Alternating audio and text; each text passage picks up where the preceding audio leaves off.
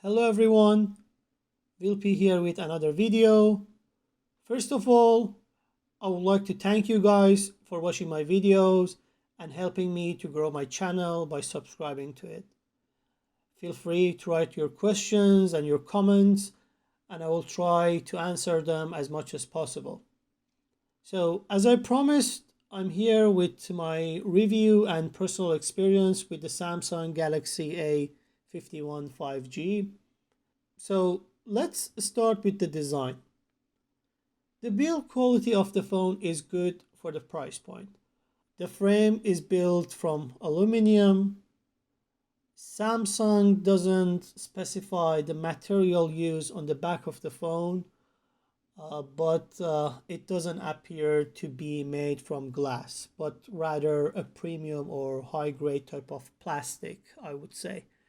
Overall, it feels alright in the hand. It also has some texture to it, so it's also quite a fingerprint magnet. But I think nowadays most of the phones with glassy looks are fingerprint magnet. The display is a 6.5-inch Super AMOLED with a punch hole camera. It is Full HD. It is sharp. You can change the color tones of the display based on your preferences in the setting. Unfortunately, there is no 90 Hz display here, but it comes with Gorilla Glass 3. The screen is bright indoors, maxes to around 600 nits, but outdoors it could be better. I think this phone could have been better with a brighter display, especially when we are talking about outdoors. An optical fingerprint scanner is located under the display. It's not the fastest one and also it's not the most accurate one, but it gets the job done. It's okay. The phone comes with a single inbuilt speaker, which I don't like, but it is loud. I expected the sound quality to be better.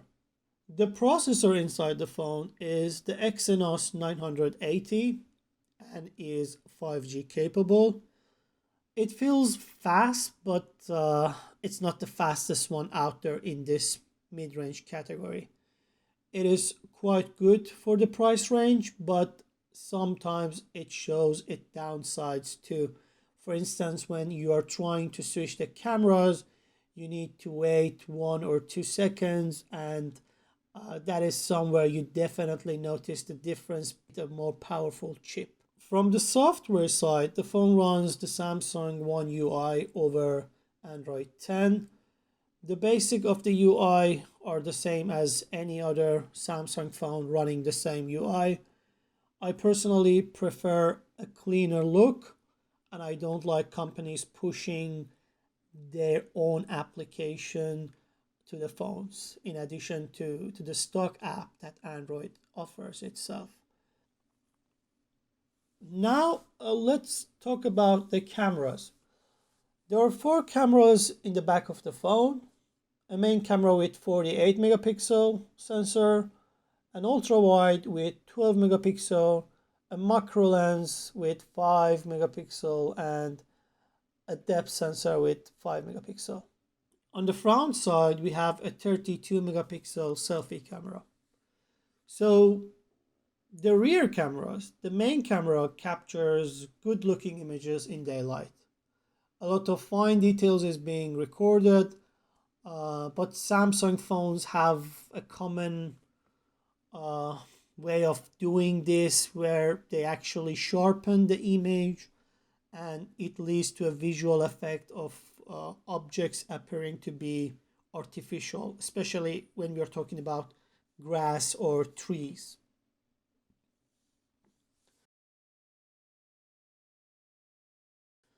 The ultra wide camera takes good photos with good details and a fair dynamic range with no noise to speak of. So it's quite good for the price range. The low light shots looks fine. There are some noises and colors don't look very natural in low light, but it's what you would expect from a mid-range phone camera.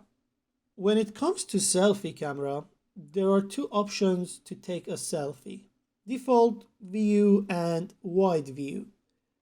The default view is a cropped version of the wide view.